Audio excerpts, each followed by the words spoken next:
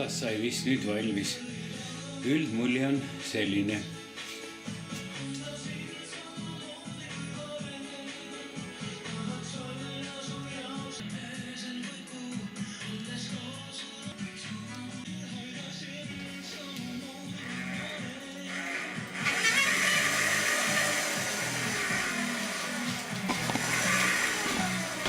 Pedaalid löövad paigale teiste.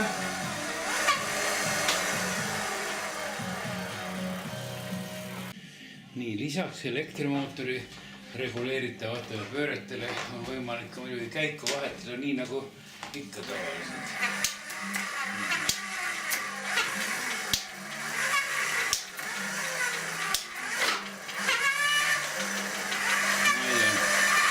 Kui kiiresti ta nüüd sõidab, ma ei oska öelda.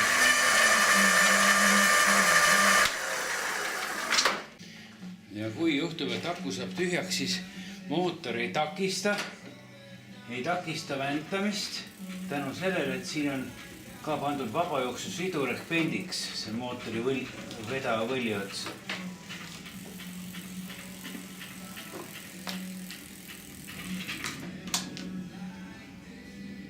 Ja siin on kaks hammasratast, üks on vanalt veneaegselt turistilt või startsašeelt. Ja siin on ka samuti pendiks pandud sisse. Jõuallikaks on siis Hiinast pärit 24 volti reduktormootor ja akuks 24 voldine 13 ampertunnine Saksamaalt. Ohutuseks panime peale ka signaali ja nii puldiga juhitav ärandusvastane seade teeb päris kõva häält. Näitan, kuidas see töötab. Siit vajutame puldi tööle ja siit. Ja nüüd ma proovin seda liigutada siis.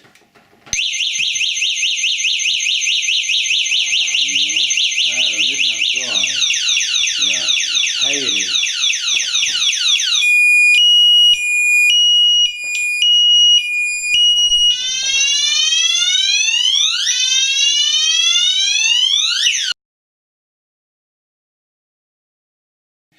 Nüüd reisin uue võlli.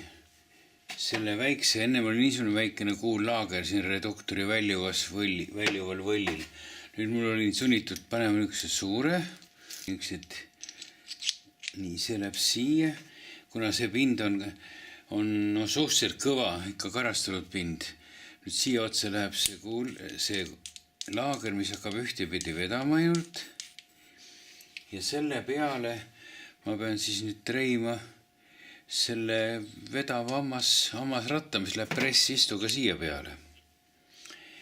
No, see eeldab jälle seda, et see reduktori väline kaan enam ei sobi. Nüüd ma praegu trein uue välise kaane.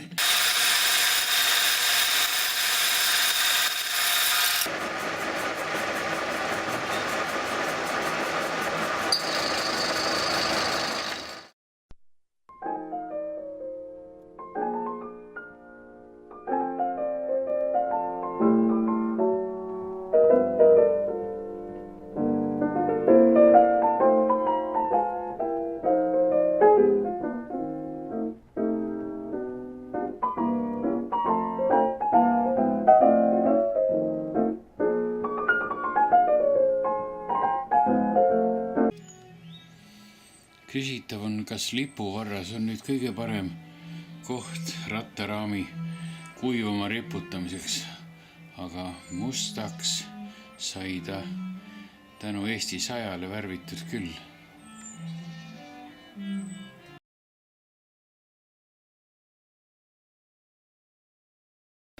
Esimene katsetus, proovime, mis käik on.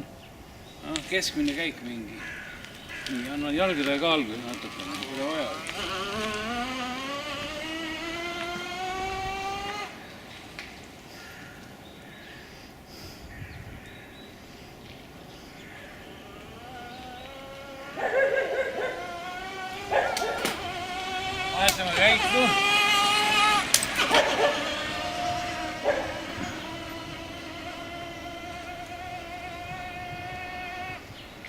Kõigepealt ema proovib, kas üldse tohib lapsele jalgratast anda. Hoia ära. Hoiame jalgratast. Nii. Oleme, ema teeb ainult ühes asjale, nii. Nüüd on praegu proov.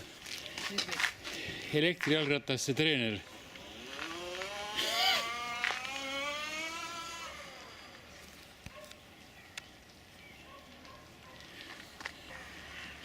Ei vänta.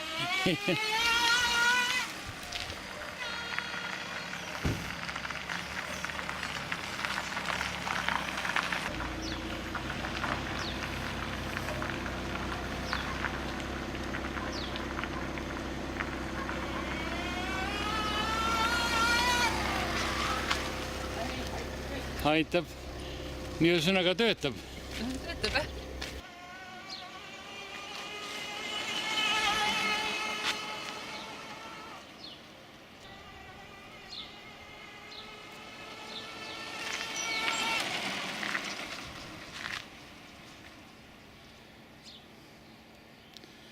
Tundub, et sõidab hästi.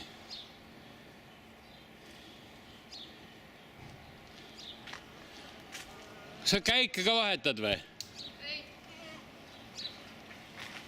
Kõige suurem peame. Kõige kiirema käigu peal, jah? Aga siin maastikul sõidad, siis sa pead vahetama.